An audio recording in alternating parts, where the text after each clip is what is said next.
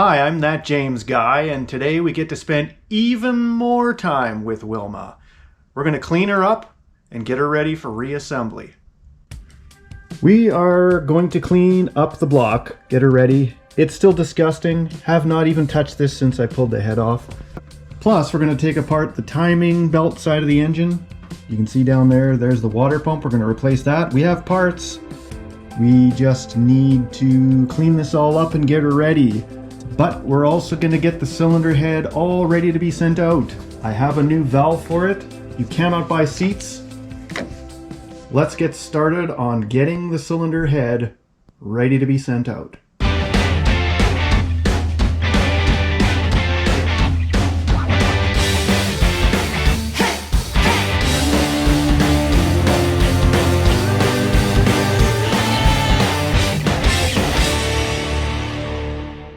We are going to start taking these bolts off. There's a couple here, a couple down there.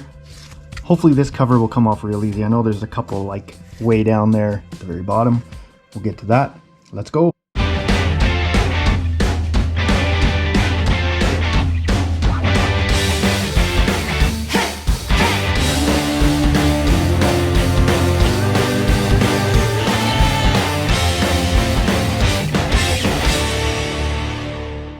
Now that timing rear cover is off, we can start cleaning up some of this stuff, like the head gasket. This is a filthy mess. There we go, head gasket.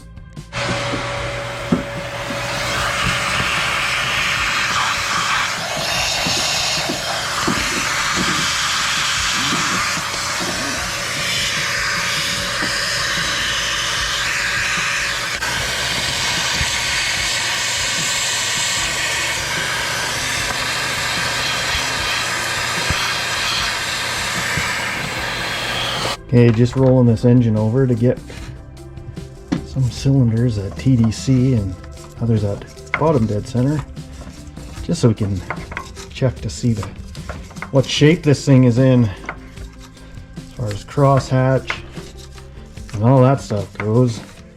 Cylinders 2 and 3 all the way to the top.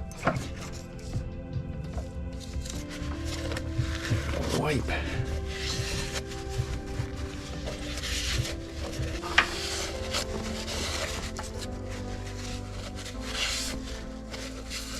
Hey, that's not bad. To be honest, looks real good actually. There's even some crosshatch still in there.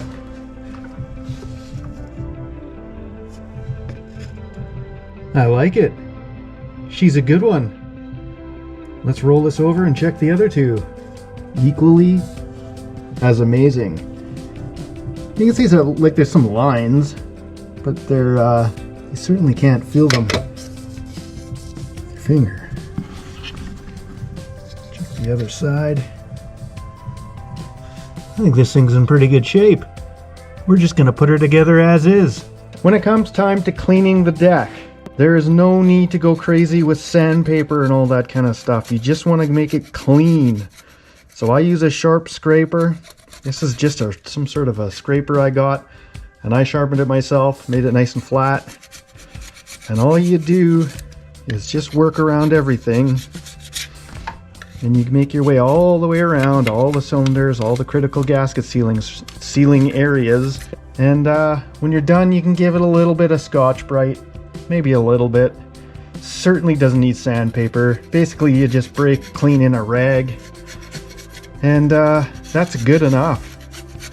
It doesn't have to be mirror finished where you can do your makeup in the mirror. Doesn't have to be that good. So I'll get this all cleaned up. We're gonna put this side of the engine all back together, get this thing ready for the head. There we go, clean. A little bit of Scotch-Brite, rag and a brake clean, and we're ready for the head. All we need to do is get the head ready for the engine. Now I'm gonna remove the water pump. So you can see there's one bolt kind of over here, and there's about 3 at the bottom. You can see them there, there, and there. Okay, here comes the water pump. It didn't even leak very much. A little bit leaked out, but on this side there's just one seal. Pretty straightforward. So this is always the smart thing to do when you're doing a timing belt, at least when the water pump is driven by the timing belt. It makes sense to get in here and quickly just do this. Some other cars like Civics, they have extra piping and stuff attached to the pump. That gets a bit annoying, but this one was straightforward, so this was a no-brainer for me. Here's our new water pump installed, all nice and smooth like. I torqued it to 90 inch-pounds. M6 bolt, it only made sense. I don't have the spec, but that's about right for an M6 bolt. Look at that. They did an amazing job. Look how clean this thing is. New valve. Right there. Oh man. We are ready for the head. What I've done here with the exhaust manifold is I have put a couple zip ties on there just to hold it in place so that when we get this all back together, we can start all the bolts except for the ones in the zip ties. And then we just cut the zip ties, put the bolts in, and it just makes it go together extra nicely. So I put a new coolant hose here. This is the one we struggled with when we pulled the head off. It's going to be a little tricky sliding this guy on while we put the head down. So there's going to be a little bit of a struggle, but I've had bigger struggles and succeeded. So this is just to make it a little quicker going back together.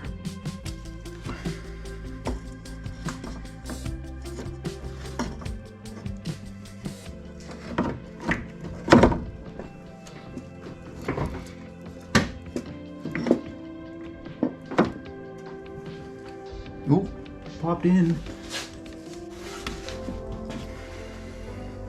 So cylinder head torque spec, 25 foot-pounds, round one, then 60 again just to make sure, and then a quarter turn. I've got this older snap-on digital torque wrench, which I've had forever. Work your way from the middle to the outside. For the final quarter turn, you can, a couple ways you can do it. You can put a paint pen line on each bolt and give it a quarter turn, then you can see it. Or you can use science.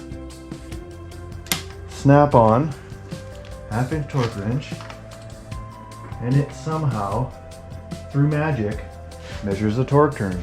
And so you'll see here, if I start right here, we're going to do 90 degrees.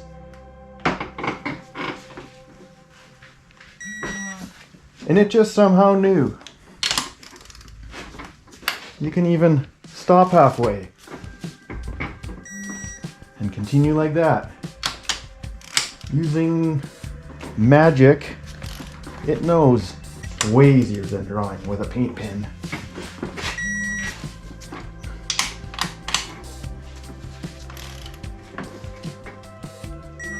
There, done. So I'm going a bit backwards. That hose was fighting me really bad, so I pulled the intake back off. It's currently sitting up there. I'll leave it off, at least for a little while, and I'll start getting the rest of this back together. I've got the cams bolted down. I alternated, torquing them all down to get the cams all down, because obviously there's some valves open here and there. One thing I'll note is that these front cam caps, there's actually a sealing surface here, so oil could leak out. So you got to run RTV in these certain areas here. So here, here, here on the front, and here. Same with the back corner over there. You got to do the same thing. You got to run some silicone on there because that is a sealing surface. If you didn't do that, it would probably leak like a sieve.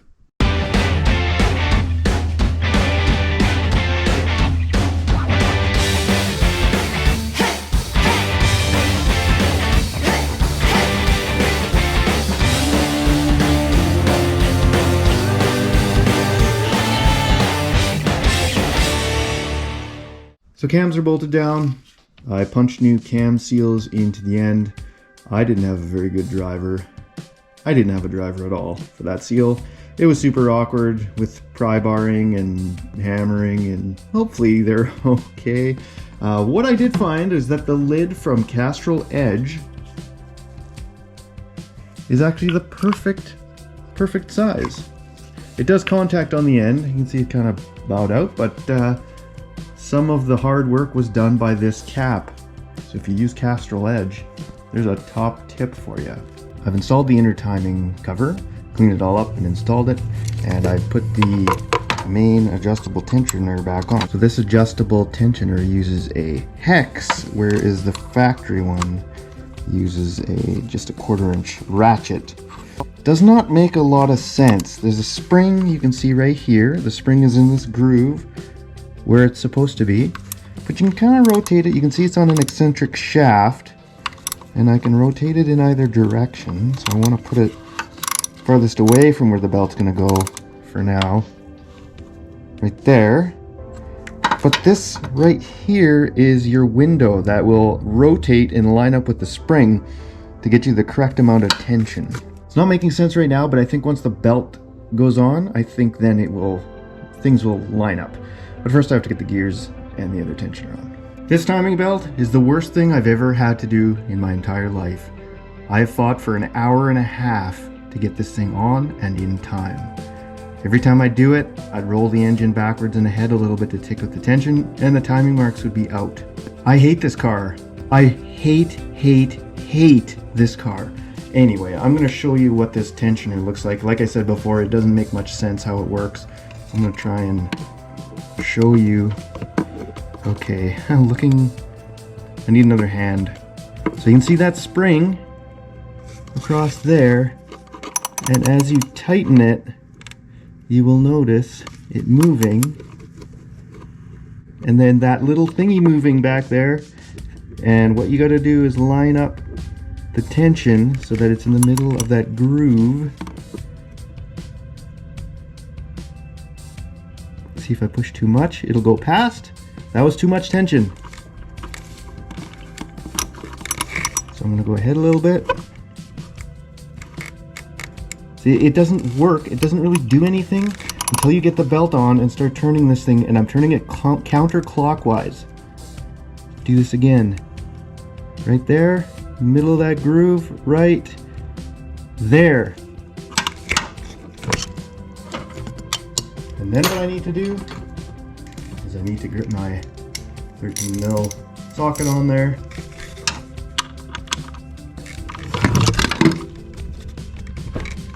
Tighten it up as everything's falling because this thing's so terrible to work on. I'm going to try one more time just to make sure that it looks good. There. Right in the ballpark. Here's our timing marks. That's lined up, pulley with that mark on the block. And then in here, difficult to see, but you can see the two marks that are touching each other or beside each other on the gear there.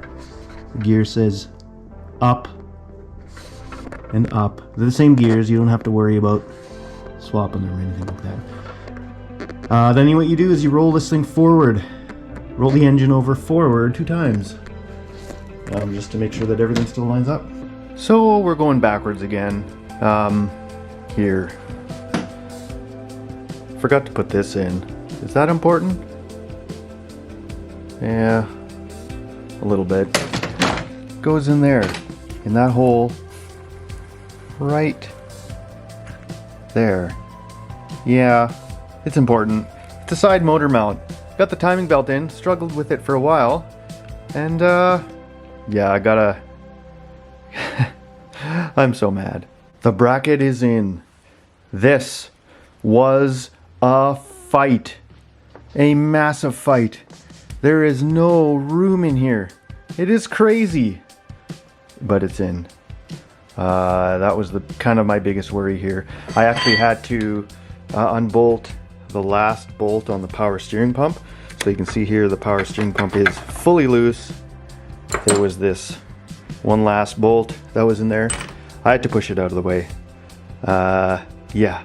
And so we go on. Missing one upper timing cover screw. This beautiful self-tapper is going to do the trick. Maybe. So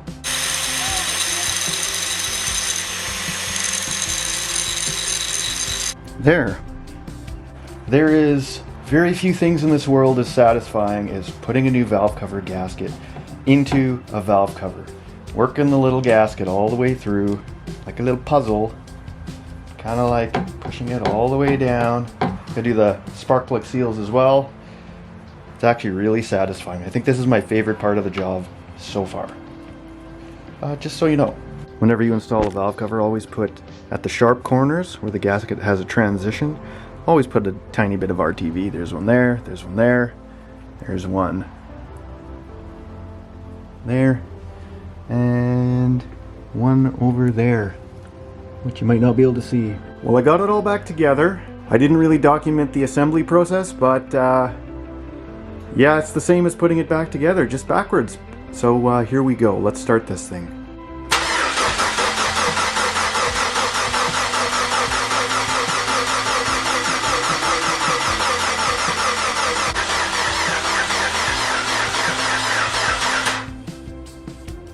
Battery charger.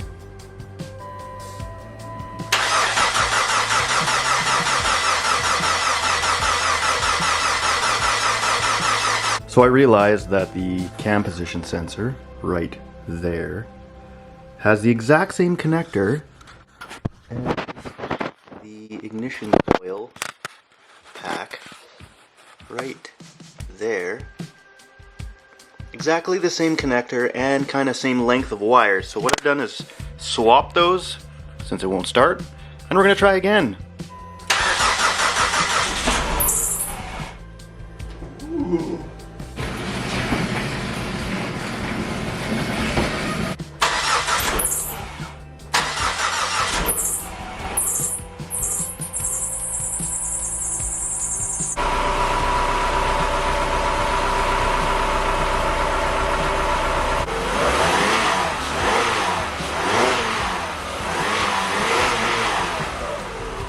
Well, it works.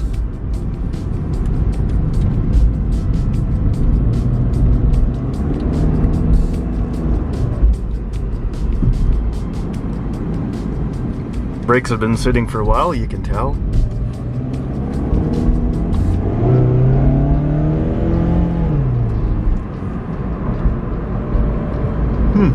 Well, there you go. Check engine lights on.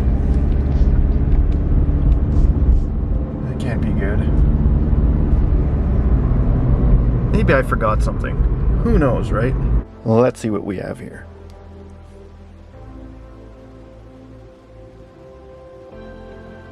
P1604. What's that? Oh, that sounds bad. Internal dual port RAM read-write integrity. PCM. Oh, this can't be good. Okay.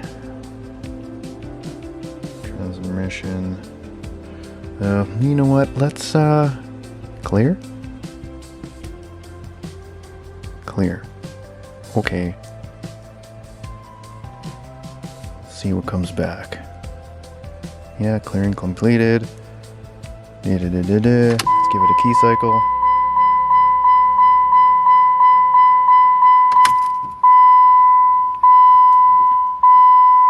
Read.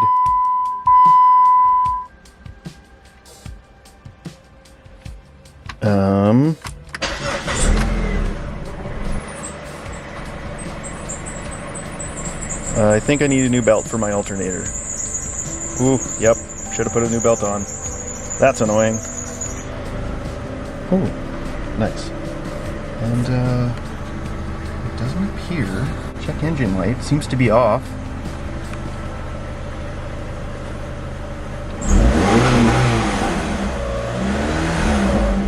It ran real good on the road, so okay, well, you know. Well, I think that's it for now. Wilma's pretty much done. There's a few more little odds and ends I have to do. I think I'm gonna have to fix these headlights up. They're all cloudy. The inside door latch on the passenger door doesn't work. Yeah, change the oil. Not much else on this thing. And then I'm gonna put it up for sale. I think I'm gonna just do that. We're gonna flip this car. So if you are interested in a 2006 PT Cruiser that is world famous, on YouTube. You can feel free to contact me, my Instagram or my Facebook. If you found this useful or even mildly entertaining, please like the video, hit the subscribe button, and I will see you next time.